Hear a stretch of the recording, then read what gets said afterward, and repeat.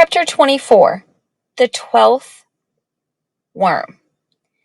You think Alan really meant it when he said he'd give up? Asked Billy, turning down the flame under the frying pan. He was cooking a toasted cheese and worm sandwich. I don't know, said Tom, looking in the refrigerator. I suppose so. He asked us to the Mets game. Say it's that chocolate pudding. Yeah, but don't take any. It's for supper. I could just scrape some off the top, and then you could tell your mother it fell out upside down on the floor by mistake while you were getting the cheese out, so you scraped the dirty part off into the garbage. Well, said Billy doubtfully. Thomas Grout, said Billy's mother, coming in from the hall. I'm surprised at you. Aw, Mrs. Foster, I really wouldn't have done it. I was just, talking. Everybody talks. My father, Billy's father, Billy, my sisters, Annie, Charlotte, Polly. He was backing toward the door. Betty, Eggins, Columbus.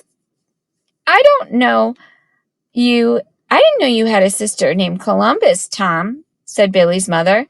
Would you like some chocolate ice cream instead? Oh, sure, Mrs. Foster, said Tom, relieved. He sat down at the table. It's my cousin whose name's named Columbus, he grinned. Columbus, Ohio. He's a capital fellow, Mrs. Foster.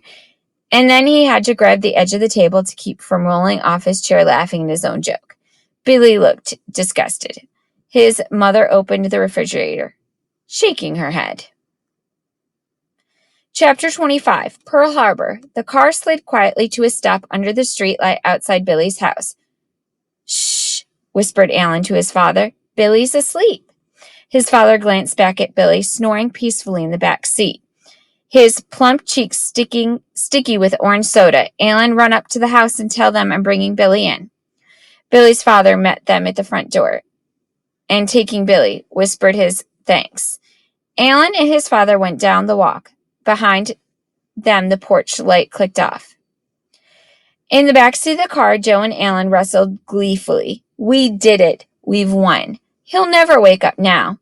Alan struggled out of Joe's grip and asked his father what time it was. Late. Almost midnight, I think. Joe pulled Alan's head down and tried to sit on it.